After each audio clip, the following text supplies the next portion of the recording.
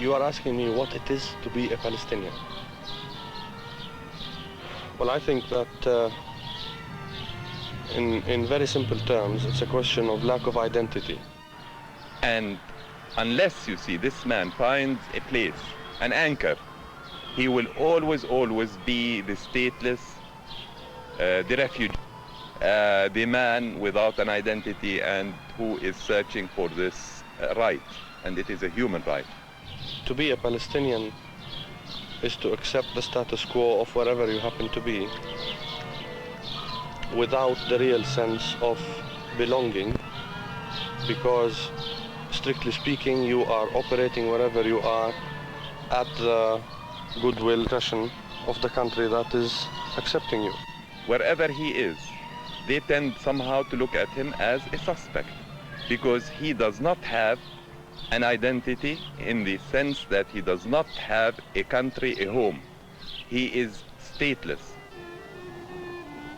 They have come from Haifa and Jaffa, from Hebron and Jerusalem. First in 1948 as their land was occupied. They fled again in 67 and in 70, in 76 and in 78. Each time new hostilities had forced them to seek new shelters. Some have been refugees for over 30 years. Some were born as refugees. But no matter where they came from or where they now live, these people think of themselves as Palestinians first, and most have but one dream, to return to their homes in Palestine.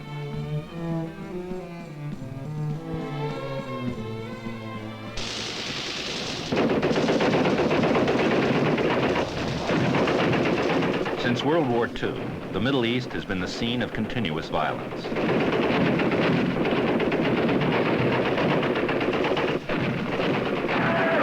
In 1947, the United Nations endorsed the creation of one Arab and one Jewish state out of the British mandate in Palestine, under a partition plan which provided also for the establishment of an international regime in and around Jerusalem.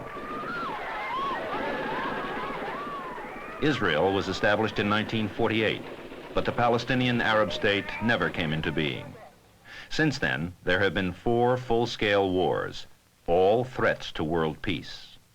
Territorial limits kept moving back and forth, and between and around, during times referred to as no war, no peace. Thousands of people from all sides who fell victims to endless attacks and counterattacks. We could very well, indeed, find a way to coexist in Palestine with an Israel. But you see, we must get guarantees that this Israel will not expand, because ever since the existence of Israel, it has expanded onward. And they have tried to erase our identity as Palestinians. For instance, I started out to be a Palestinian. Then in 1948, I was referred to as a refugee. Then I was referred to as a Jordanian, an Egyptian, a Lebanese, a Syrian. And on the way, I heard from Golda Meir that I do not exist. And now they call me a terrorist. Eventually, you see, these people have expanded and they have tried to erase my identity. Palestine has always been the battleground of empires as well as the meeting place for the exchange of cultures. There have been waves of people that have come into it, mostly from Arabia, which is the cradle land of all the Semitic peoples. Now, these people have intermixed throughout history. They were Arabicized in the middle of the 7th century when the Arab-Muslim invasion of Palestine took place and inhabited Palestine for the long course of history. Arab nationalists do not deny the Jewish presence of biblical times, but they point out that this was also the land of the Canaanites and the Philistines. Babylonians, Persians, and Greeks were there too at one period or another. The region was under Roman occupation at the time of Christ. The exodus of the Israelites took place soon thereafter. The fall of the Roman Empire cleared the way for Arab civilization to blossom. Then the Muslim Empire was succeeded by Ottoman rule. On the eastern shores of the Mediterranean, this rule was to last until World War I. The 19th century witnessed tremendous upheavals. Europe had its Industrial Revolution, but the Middle East, too, was seeking a new identity. After 500 years of Ottoman rule, the idea of sovereignty had begun to revive, and many Palestinians and other Arabs launched independence movements.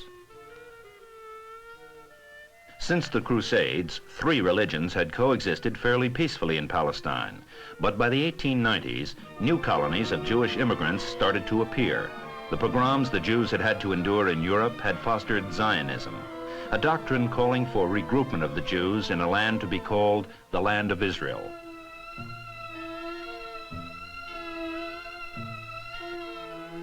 During World War I, the British, seeking assistance for their war effort in the Middle East, wooed both the Arabs and the Zionists. To win the latter's support, in 1917 they promulgated the Balfour Declaration. This declaration promised British support for the establishment in Palestine of a national home for the Jewish people, although it was careful to note that nothing shall be done which may prejudice the civil and religious rights of existing non-Jewish communities in Palestine. And the population of Palestine was over 90% Arab at that time. When the war ended, rather than becoming independent, most of the Middle East was placed under British and French administrations, under the League of Nations mandate system. The League's covenant provided that such territories were heading for eventual self-determination and independence. For the Palestinian Arabs, the struggle had become twofold. They wanted termination of the mandate and repeal of the Balfour Declaration, since the establishment of a Jewish homeland meant increased immigration by Jews and appropriation by them of lands the Palestinians had owned, inhabited, and cultivated for generations. The period between the 2 world wars witnessed a series of Palestinian demonstrations, protests, and rebellions. If the international community had looked at the Palestine question with justice, they would have recognized that here was a majority of Palestinians and there was a minority of Jews, and that the majority of Palestinians had rights, if not equal, at least greater than the minority of the Jews, and that ultimately the best solution for this was one state in which both the Arabs and the Jews would live under one government. But there was not to be such a state. In 1947, Britain placed the question of Palestine before the United Nations. On the 29th of November, a vote was taken to partition the area. There was to be one Jewish and one Arab state. For the Jews, most of them scarred for life from years of Nazi atrocities in Europe, this was cause for joyful celebration. But to the Arabs, any partition which granted 56% of the land to 32% of the population was unacceptable. Fighting and skirmishes continued. On May 14, 1948, a Jewish state self-proclaimed itself under the name of Israel. Incidents such as that of the Jewish massacre of Arabs in the village of Deir Yassin, which had taken place in April, had spurred an exodus of refugees. Neighboring Arab states sent troops into Palestine, claiming they were acting for the sole purpose of restoring peace and security and establishing law and order in Palestine. It became full-scale war. Numerous UN efforts to negotiate a truce were fruitless. In September 1948, the United Nations chief mediator, Count Folke Bernadotte, was shot and killed in Jerusalem by a Jewish extremist group. Only in the spring of 1949 was an armistice reached. By that time, more Arab land had been taken. Israel had already begun to expand its borders.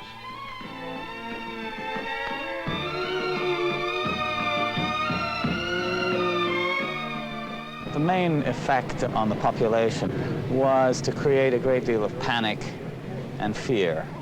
The population, for the most part, was unarmed. They were confronting a well-organized and well-armed invasion. As a result, when the events like the massacre of Deir Yassin in April of 1948 occurred, panic spread through the population, a population which was in 1947 and then continuing into the spring of 1948 was not well organized and had no political center to it. As a result, the principle and the main impulse of people was to run, to get as far away from the fighting, from the terror as possible.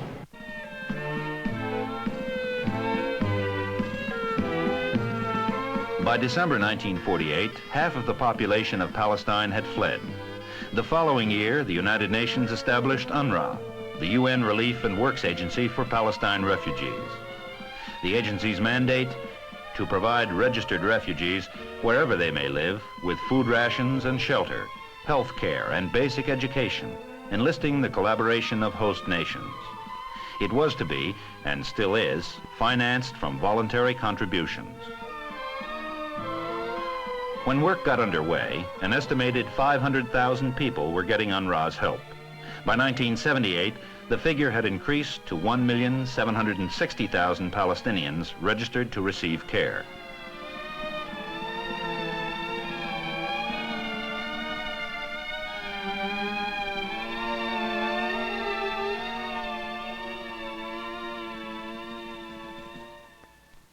In '48, the Assembly had resolved that the refugees wishing to return to their homes and live at peace with their neighbors should be permitted to do so at the earliest practicable date or be duly compensated. This has been reaffirmed by the United Nations every year ever since. But these resolutions failed to be implemented because repatriation in accordance with these resolutions was not permitted by Israel. Most of our population is a poor population, and those who have to live in camps live in misery and squalor and poverty of a sort that really is intolerable.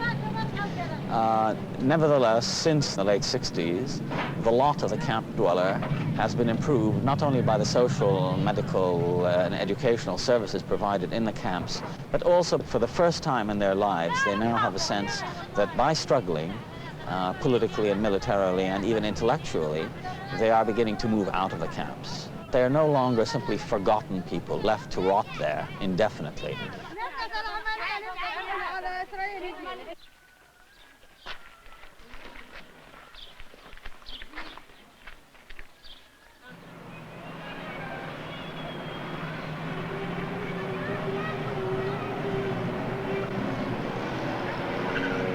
Beirut, Lebanon.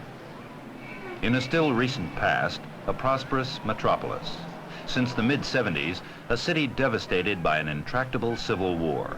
For years, affluent people lived in comfort here. Not the Palestinians, though. There are an estimated 400,000 of them here in Lebanon.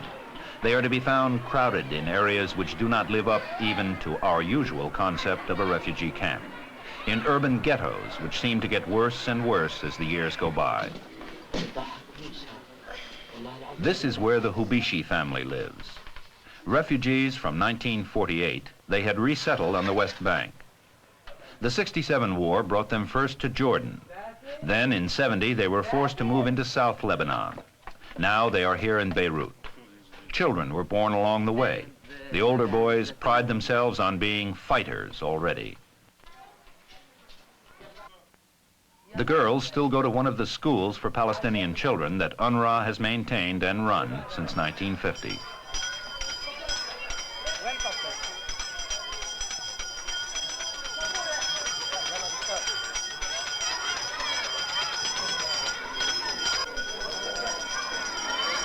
The Palestinian people, like any other people in the world, had the right of having its own independent educational system that enables him to strengthen his national unity and to express his national Palestinian character. Yes, we like to emphasize the role of the masses in the Palestinian struggles through the last 30 years.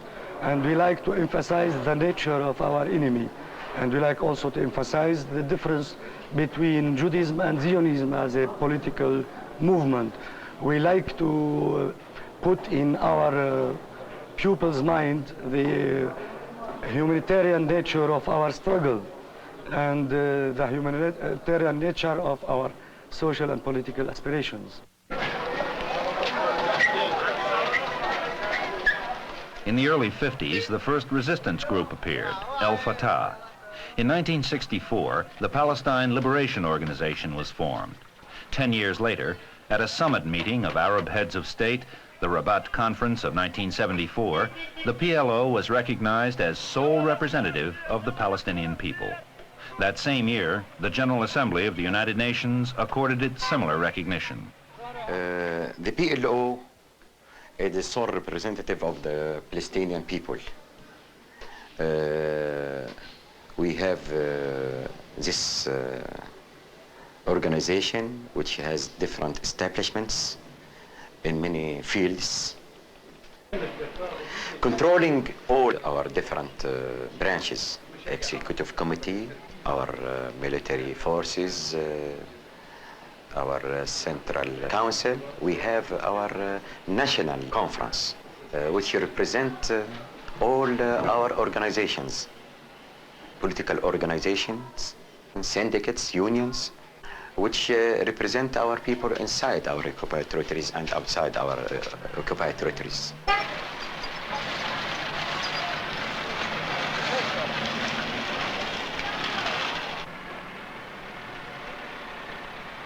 Be they invaders, tourists, or refugees, large bodies of foreigners are always resented by the local population, and the Palestinians have proved to be no exception. Many refugee camps have become grudgingly accepted enclaves, guarded by PLO soldiers.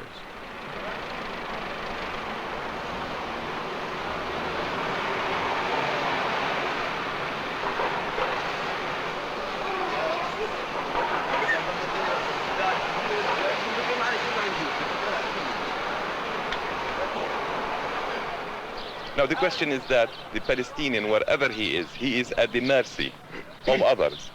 He is always sought, he is always observed, he is always caught, he is always mistreated. And this is the tragedy of the Palestinian today. He doesn't have a place to go to.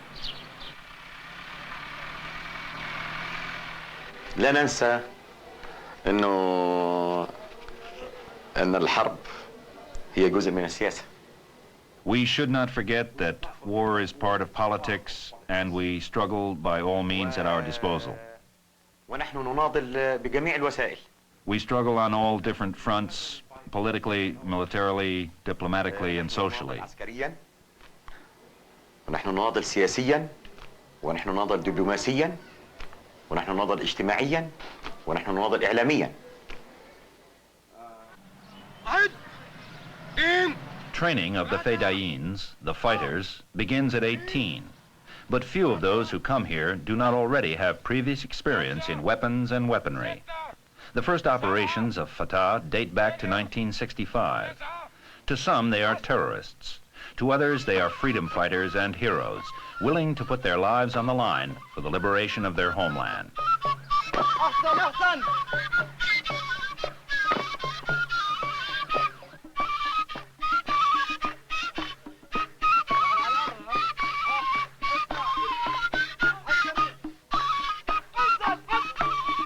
The songs and dances of the Fatah soldiers are also the songs and dances of the children in refugee camps.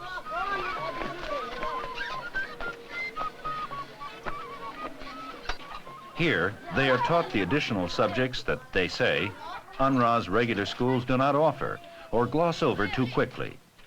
They want to learn more about Palestine, its folklore and its traditions, and about the importance of having a homeland of one's own. Here, they acquire the discipline and toughening which, they hope, will enable them to qualify as fighters someday. مجموع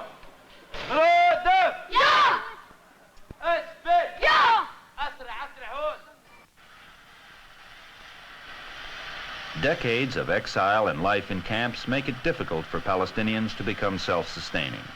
From the beginning, many started small businesses. Lots of them still peddle cigarettes or run delivery services in and around the camps. But a lucky few have turned small enterprises into cottage industries, which, as they slowly integrate into the local economy, offer employment in turn to other camp dwellers. But for the individual, here more than anywhere else, education is the key. Bassam, eldest son of Hubishis, goes to the university and also keeps a part-time job to contribute to the family's income. Scholarships help many Palestinians to go abroad for graduate study programs. You know, for a Palestinian, it's all over the world the same thing, whether it is in Kuwait, Lebanon, or anywhere else. You are refused to be in the community. Of course, they do accept you as long as you live there with them, but still, you do not belong. You do not have their citizenship. You do not have the same rights. And automatically, the same feeling would be, whether you are in Lebanon, or in Kuwait, or in Saudi Arabia, or anywhere else. Edward Said, again. Palestinians have the highest rate of university graduates of any Arab nation. As engineers, as social scientists, as economists, the Palestinians are, in fact, now the intellectual and even the moral elite of the Arab world. Unfortunately, there are still too many unskilled, and for them there is, at best, seasonal and temporary work, picking fruit for a local landowner, Lebanese or Jordanian, at harvest time, street cleaning, or other menial jobs in the camps, and for the women, domestics in the home of the more fortunate. Although there is a Palestinian workers' union to protect them from being exploited, the life of these people remains meager and insecure.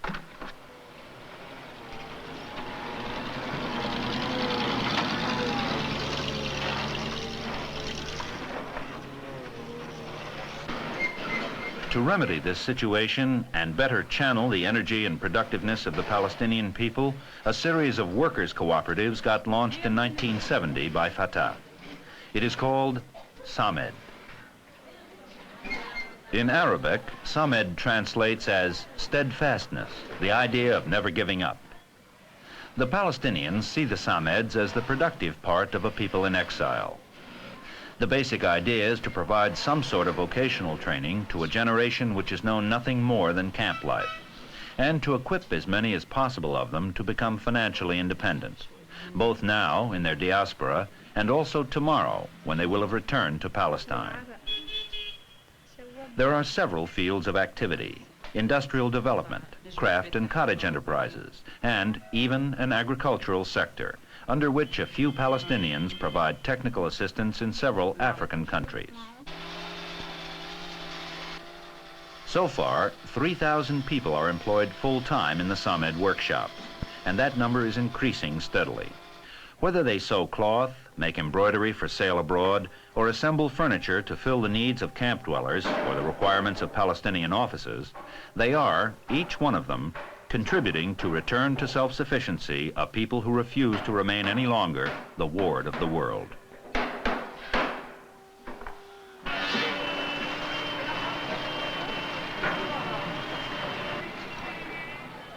The PLO provides other services as well: schools and hospitals, research centers, and so forth. You see, this hospital is one of the hospitals of the Palestine Red Crescent Society, which is one of the institutions of the PLO. Of course, our services we give to all people who need this help. Our plans are divided into two plans: for disaster time and for peacetime. This hospital here is a specialized hospital for the cardiovascular surgery and for the pediatric surgery and for the neurosurgery. And daily we have in this hospital at least 2 major operations.